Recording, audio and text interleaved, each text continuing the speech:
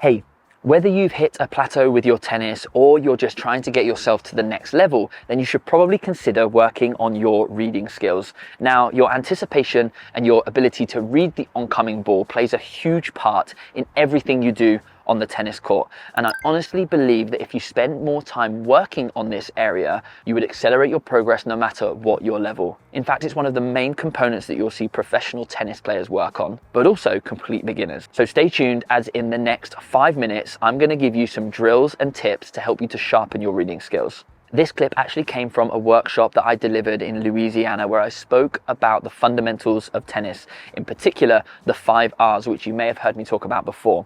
In this video, we're going to jump straight into R number 2, your reading skills. But if you want to see more from this presentation, let me know in the comments below. But for now, let's get into it. Okay, so they're just striking up and down the middle now. At the start of the session, it's normal for the players to look quite relaxed, and actually I encourage that looseness to the movement and to the swings. But if we just first take a look down at Broady at the other end, let's see if he's making his split step. So we're listening for the impact, and you can see there that he's in the air. Very well practiced, good. Now, some players, when they're waiting for the ball, if they're in a good position, you'll see them bouncing multiple times. That can be a great way to cheat the system with your split step, because one of these jumps is going to be at the right moment, okay? If you're waiting for the perfect moment, quite often people make that jump a bit late. So just being on your toes is a great way to cheat the system a little bit. Okay, let's turn around and watch Shane. Look at this. Now, Shane's split step is much more subtle. It's a bit like mine. Barely comes off the ground, but you can see that he lifts up. Sometimes his toes even stay on the floor. That's still a split step because he's initiated that movement that will allow him to pounce onto the next ball. Okay, so they're hitting. It looks very lazy. Yeah. Did you hear that, Shane? But relaxed is how I would put it. Yeah, relaxed. Okay. There we go. Look what he did. Nice. Right, guys, if you could get your base slightly wider and slightly lower, I want to see more athletic movement now. So let's take a look down at Broady. He's probably practiced this a bit more. So he's going to get wider with his base and lower. Ideally, you want about a racket in between your feet when you're making that split step, which if we're not super flexible, that might feel like you're doing the splits. But here, this is going to allow you to really pounce on that next ball. Okay, so guys, we're going to do a little drill now. So we're going to work on Broady's reading skills. This is going to apply a bit of pressure now, okay?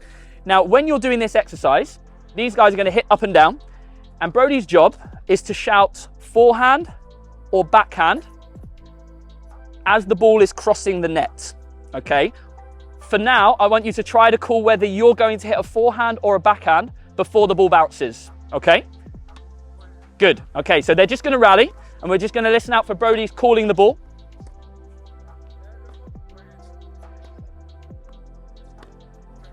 Good. Can you call it before it crosses the net now? Good, that's super early.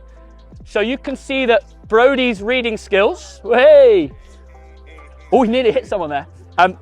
So Broady's reading skills are very good. So now we're going to read something different.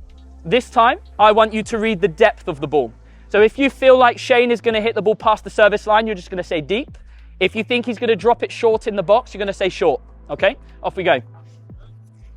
Now, as players, we don't have to shout it out, but just in your head, challenge yourself to make that call as early as you can. Shane only hits deep, so this is quite easy.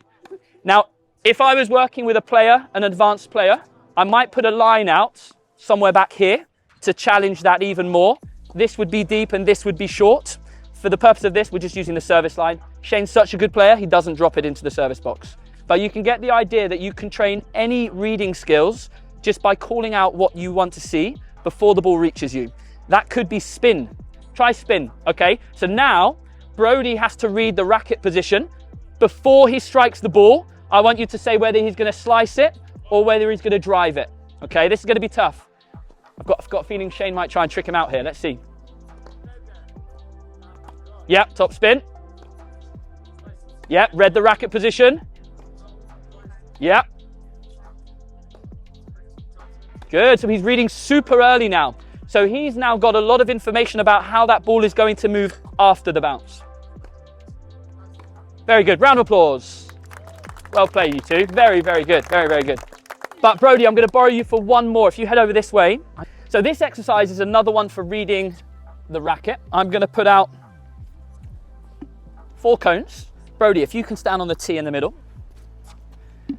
So this is probably one more for the coaches, but as a player, you can ask your coach to practice this one. This is another good warm-up exercise that gets you watching different things, not just the ball. So for now, I'm just going to point to a cone, and Brody's job is to move out and touch the cone and get back to the middle.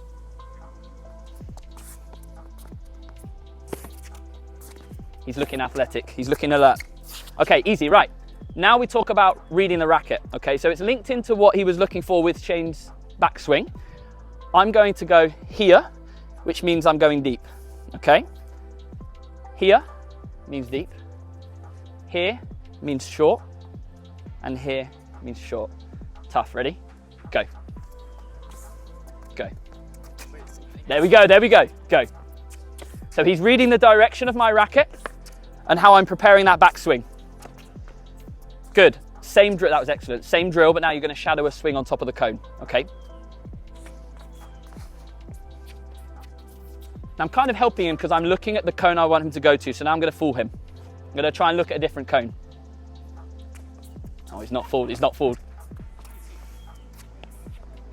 I got him! Broady, round of applause. Well done, mate, really good, really good. Okay, back over to the screen. Well done, everybody. So that's it for today, but if you want to go deeper into the fundamentals of tennis, you might like this next video that I made before. I'll see you there.